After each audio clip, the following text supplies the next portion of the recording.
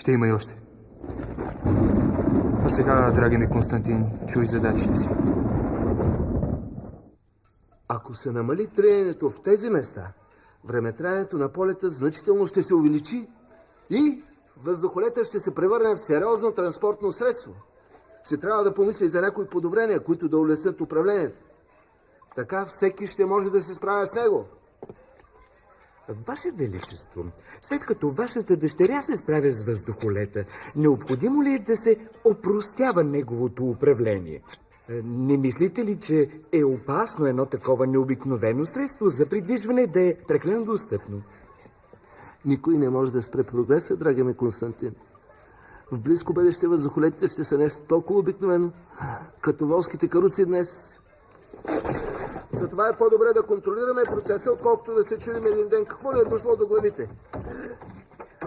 А за да предотвратя глупавите посъпки на дъщеря си, съм взел мерки. Никой освен мен няма достъп до хангара на въздухолета. Дал съм изключително строги разпоръждания на стражите. Като стана въпрос за вашата дъщеря, не мислите ли, че е време да я задумите? Извинете ме, Ваше Величество, че поставям въпроса така ребром, обаче според мен е наложително да помислите сериозно. Тя е вече достатъчно голяма и израсна, как да кажа, прекалено енергична. И мисля, че ще е добре за нея един подходящ брак, ще я укрути, ще я превъзпита, ще я направи по-зряла, както подобава на една принцеса и бъдеща царица. Пък и не е нужно да ви напомням, че за държавата ще е добре дошъл всеки могъщ съюзник, за да се противопостави на злия магиосник. За сега сякаш някакво чудо ни пази. Честно казано, тайно се надявам, че построяването на добри въздухолети ще ги превърне в сериозна военна сила и ще обърне нещата в наша полза. Както обича да се изразява Ваше Величество, това може да стане в бъдеще. Аз обаче не вярвам, че в скоро време е възможно нещо подобно. Не подценявам силата на науката, но предпочитам подкрепата на една силна армия, с каквато разполага, например, великият княз Петър. Ще ми помогнеш ли? Прав си, драги ми Константин, прав си. Както винаги, аз витая в облаците, докато ти си стъпил здраво на земята. Ваше Величество, мисля, че сега му е времето да се подновят разговорите и да се уточнят клаузите в брачния договор. От политическа гледна точка е добре сватбата да стане тук, в Слънчевото царство. Това ще е едно предупреждение за враговете ни и ще ни даде време да се подготвим за евентуален удар. Сина на великия княз Петър, младия княз Галин, е сериозен и умен. Доколкото знаме, леко нерешителен и има по-благ характер, отколкото е препоръчително за един престолонаследник на велика държава. Но смятам, че съжителството с дъщерята на Ваше Величество ще го промени в положителна насока. Не съм сигурен, че дъщеря ми ще е на същото мнение, защото го познавам от малък и подозирам, че леко го презира. Ще трябва да упражня родителски си права по-строго, отколкото ми се иска. Погрежи се да бъде извършено необходимото и този брак да бъде ускорен. Изпрати да извикат дъщеря ми от летния замък в Приморско. Край на ваканциите. Ще трябва да изпълни дълга си към държавата. Кога успя така да се спосапаш?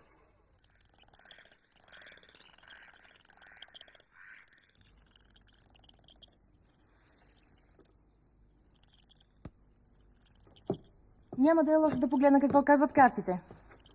Все пак става въпрос за бъдещето на дъщеря ти и не вярвам да ти е все едно дали ще бъдеш щастлива или не. Аз споделям с теб важни решения, които съм взел и които ще засегнат бъдещето на цялата страна, а ти искаш да гледаш на карти.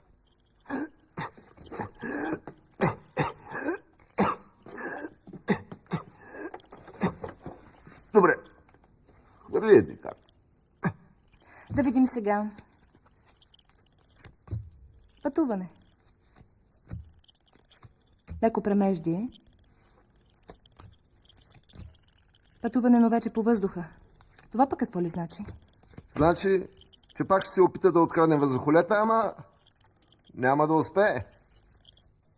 По-голямо премеждие. чак след това женитба. Щастлива женитба с висок, силен и чернокос момък. Син на велик княз. Слава Богу, всичко ще бъде наред. Синът на великия княз е нисък и непохватен. Силен никога не е бил. Що ли ти се връзвам на акъла и си губя времето?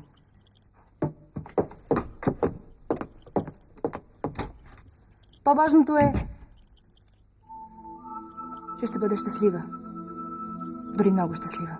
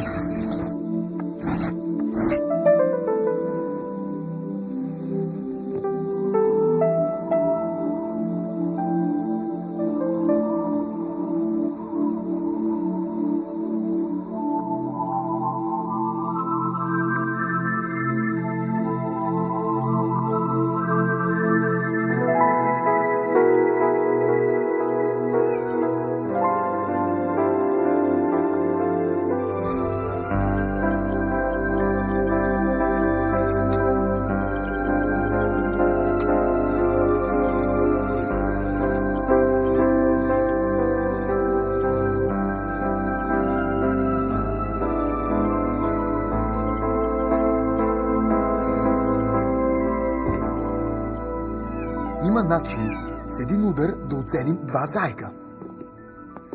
Моите лични шпиони в двора на царя на Слънчевото царство ми донесоха, че преди години той, цар Полигот, е сватосал дъщеря си за сина на великия княз Петър, владетелят на Обединените княжества. Тя била малка и отложили сватбата. Ако той ожени дъщеря си за сина на Петър, тогава двете царства ще се обединят срещу нас. Каква може да бъде изгодата от това? Княжеският син ще дойде в Слънчевото царство за сватбата. Нали така? Колко му е по пътя да го отделим от свитата и да го хванем натясно? После влизам в неговото тяло, оженвам се за принцесата и ставам наследник на две царства. По съвсем законен път. Идеята ти беше отлична. Моята идея е нищо в сравнение с гениалния план, който господарят е изработил. Желая ви успех от цялото си сърце, господаря.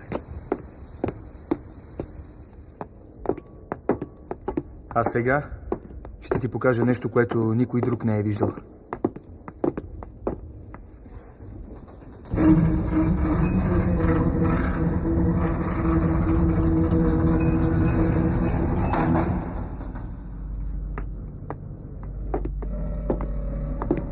Ето това съм аз. Това е моето истинско тяло.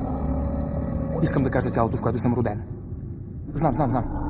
Знам, че не е приятна гледка, но в него се крие пламъчето на моя живот. И докато той е добре и е живо, всичко ще бъде наред. Аз съм практически безсмъртен. Няма значение в кое тяло се намирам. Това тяло може да бъде наранено, усъкатено, но не може да бъде... Какво? Страдам.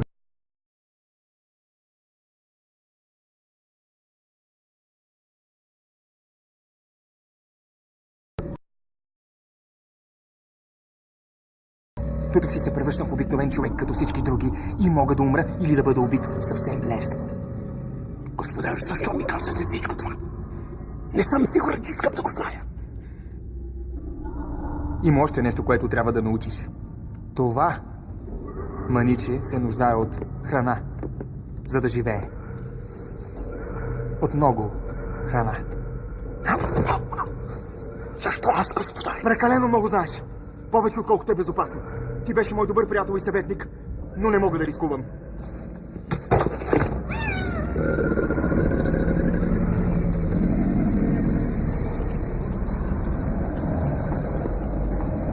За твое успокоение ще ти кажа, че племенникът ти скоро ще те последва. Просто все още ми е нужен.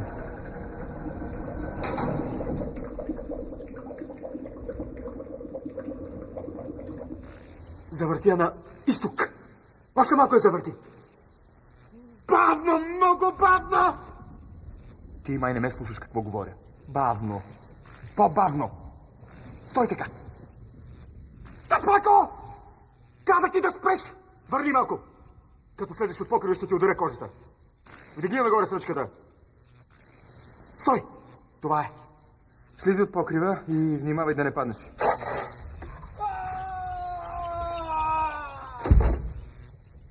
Казах му да внимава. А ти не гледай през прозореца, а обърни внимание на този смутаняк на коня. И ме слушай какво говоря, защото няма да повтарям. Онова, което ни предстои да направим, е толкова важно, че няма да позволя провал.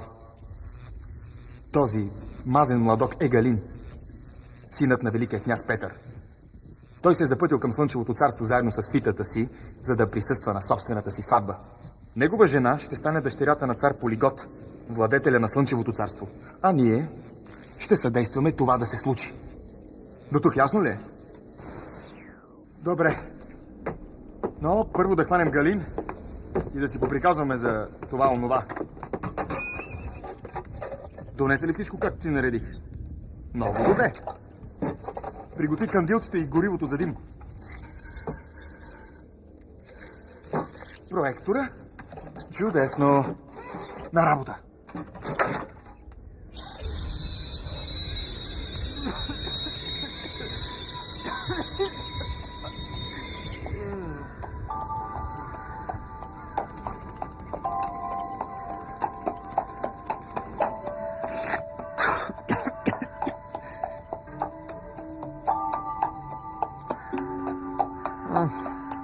Не е нормално по това време на годината внезапно да падне такава гъста мъгла.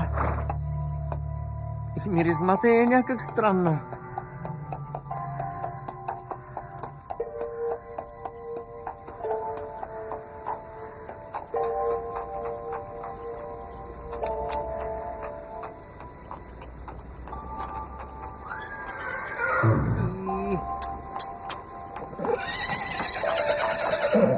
От доста време не чувам гласовете на моите хора от свитата. Да не са се загубили. Да взема да ги почакам.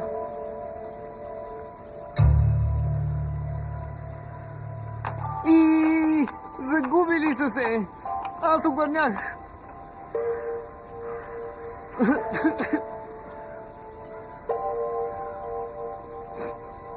Бая съм се загубил. Ео! Ео! Ео!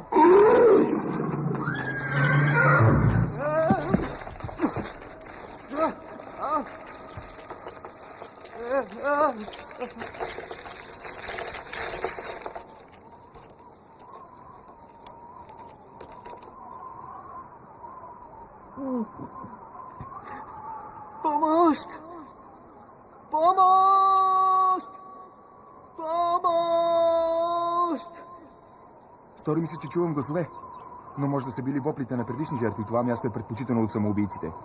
Хайде да вървим. Не си отивайте, помогнете ми, моля ви! Пак ми се чу. Не ви се чува. Аз наистина викам. Ако малко се наведете, ще ме видите. Ей го! Виж го къде виси. Ей! Ако не си привидение, кой си? Аз съм княз Галин, синът на великия княз Петър. Какво правиш там долу? Това да е някакъв нов вид спорт. Чувал съм, че князете вършат какви ли нещо роти от скука. Заблудих се в мъглата и паднах от коня. След това... Да не би конят, който намерихме да пасе на поляната, да е твоя. Възможно е, но... Един такъв бял на петна. Да, такъв е обаче... Посребрени тук и по сбруята. Оставете коня, моля ви да ми помогнете, защото вече не издържам и ще падна. Ще ви се отплатя богато. Дадено. Обаче, в кожената турба на седлото има една малка кутия с прах и една четка, които не можах да разбера за какво служат. С тях си мия зъбите. Моля ви, хвърлете ми въже или узата на коня. Гениално! Никога не ми идвало на ум. Ти спомена нещо за отплата. Да, всичко каквото пожелаете и по силите ми. Само ви моля да побързате. Ние имаме време. Виж, при тебе положението е малко по-друго. Да казваш каквото пожелая. Сигурен ли си, че няма да съжаляваш за думите? Заклевам се в живота на баща си, на майка си. Направете нещо, защото... Съгласен ли си да ми служиш 2 седмици като телохранител? Има и още нещо, за което ще ти съобщя допълнително. Съгласен съм, разбира се. Съгласен съм, но още дозина неща, които ще ми съобщите след като ме измъкнете. Договор ще подпишеш ли? И още как! О!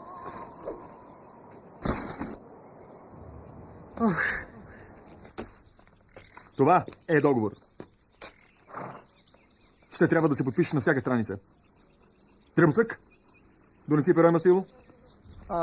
Няма ли да ми позволите да го прочета? Ще го четеш после. Накрая ще получиш един екземпляр за себе си. Сега подписвай. Дръбосък, подложи.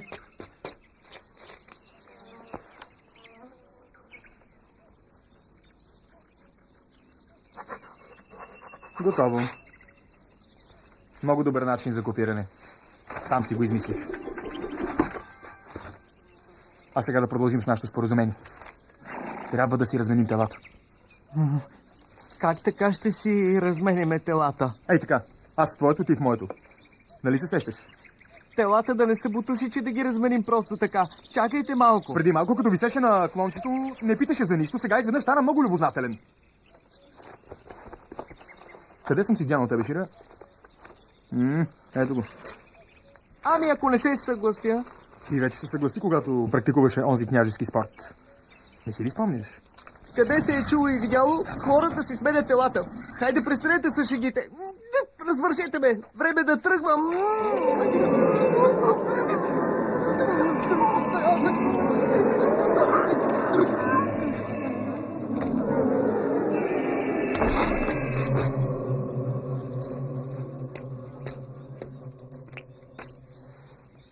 Ей, дребосък!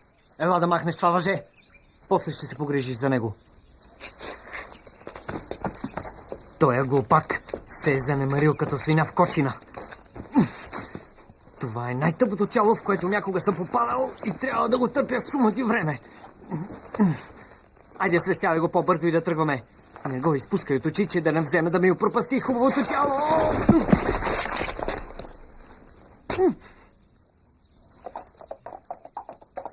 От сега нататък ти ще бъдеш моята охранител и ще се грижиш за моята сигурност, което е в твой интерес. Защото това тяло си е твое и един ден, ако си прилежен, то отново ще ти принадлежи. Другата ти важна задача е да се грижиш за тялото, което обитаваш, защото аз много го ценя и държа на него.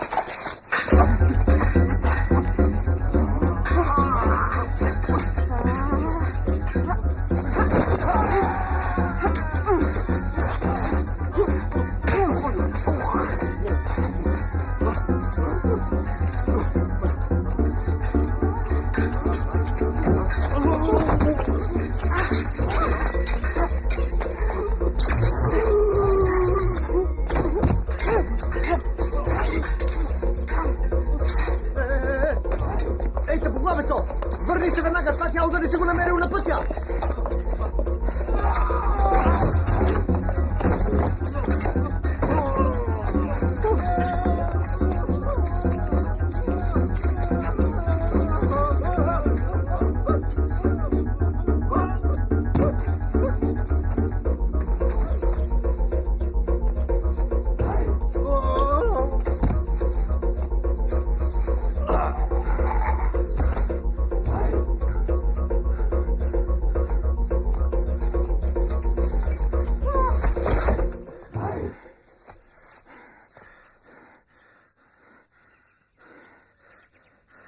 Добре ли сте?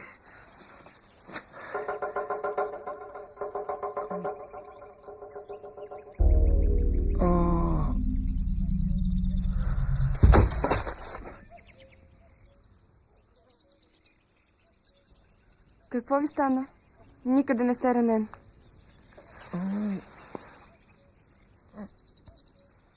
Не, моля ви, не припадайте пак. За пръв път участвам в сражение и убивам. Сигурно сте много болен. А имате сили да се шегувате?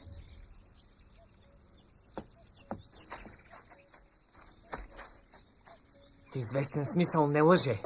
Днес му е първия работен ден като мой телохранител и ме е взел прекалено при сърце мисията си. Ама аз без да искам. Трябва да се научиш да се контролираш по-добре, защото ако повредиш... Знаеш какво? Направо ми призлява от неприятностите, които ще те сполетят. Айде, Тапако! Ставай, че трябва да вървим! С какво право му говорите така? Той току-що спаси живота на две дами, а вие се държите с него като със слуга.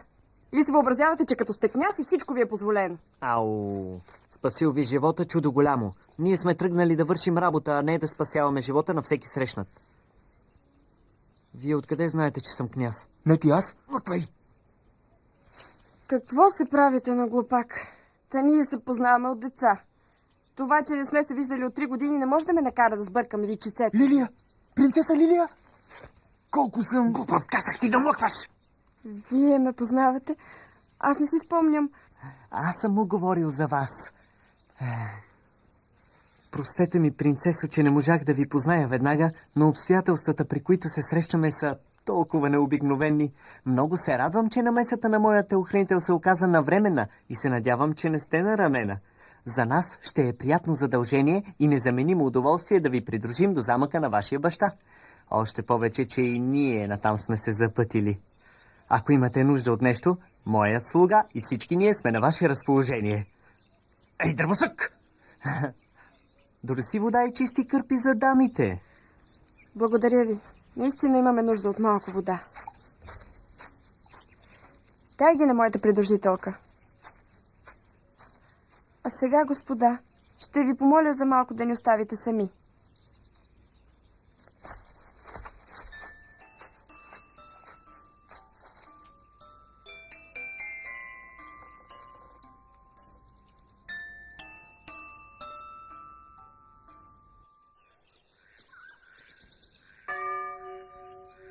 Как се чувства Матилда? Остави сега Матилда.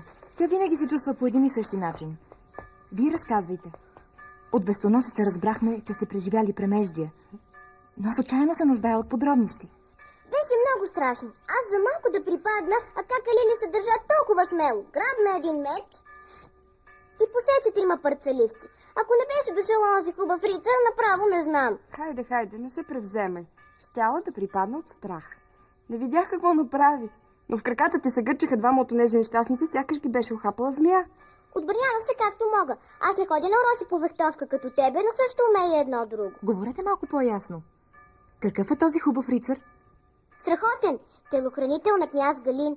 Появи се изневиделица и направо помета онези бандити. Пръснаха се като пилци. Побягнаха, сякаш видяха самия дявол. Чух дори, че един извика: не може да бъде. Той трябва да е мъртъв, да бягаме.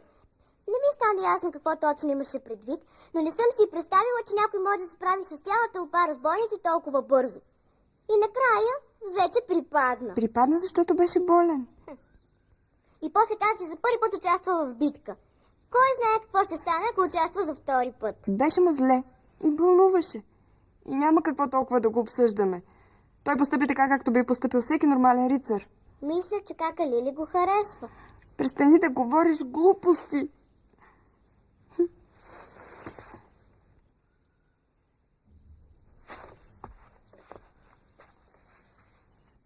Преди малко, когато отидох да поздравя татко, той ми каза, че трябва да се оженя. Да се оженя за оня дребосък Галин. А ти харесваш този рицар? Не. Всъщност, да. Много го харесвам. Горкото дете. За съжаление ти си принцеса. А знаеш, че принцесите не могат да избират за кого да се женят. Може би сега не е голяма утеха, но в бъдеще ще има значение, че княз Галин е добър и умен младеж. Той ще стане внимателен и търпелив съпруг. Вярно, че е малко мек и нерешителен, но като възмъжее, това ще се промени. Вече се е променил. И не е нито мек, нито нерешителен. Напротив, станал е грубиян. Сякаш е друг човек. И с този идиотски бял кичур. Какъв бял кичур? Спуска се от челото му. Дълъг и изкрящо бял. Много е странен, но по някакъв начин го отваря. Вашите наблюдения ми напомнят нещо и ме кара да се съмнявам. Искам много да не говорите за този кичур, докато не разбира всичко. Ще отида в стаята си да се наплача хубаво. Едва ли ще ми помогне кой знае колко. Но нищо не пречи да опитам, защото иначе ми иде да се пръсна. Не съм и предполагала, че нещо подобно може да ми се случи. Мъчно ми е за кака, Лили. Сигурна ли си, че не можем да направим нещо, за да й помогнем? Ако е това, което съм почти сигурна, че става, защото отдавна го очаквам, трябва непременно да направим нещо. В такъв случай не само Лилия се нуждае от помощ, а всички ние. Страх ме, че не разбирам за какво говориш, мамо. Нали си спомняш залата с горящата карта в подземието? Ако нещо се случи с мен, ти си длъжна да поддържаш огъня на всяка цена. Дори да ти струва живота. Само аз и ти знаем за картата. Имаш достатъчно познание и можеш да се погрижиш за нея. Мамо, плашиш ме. Честно казано, то си за страх. Но ако се сбъднат всичките ми предчувствия, няма да имаме време да се страхуваме. Това е ключът от залата с картата. По-добре да е от теб. Ако се наложи да слизаш там, не използвай асансьорите. Много са опасни. Аз ще трябва да ида да проверя дали подозренията ми са основателни.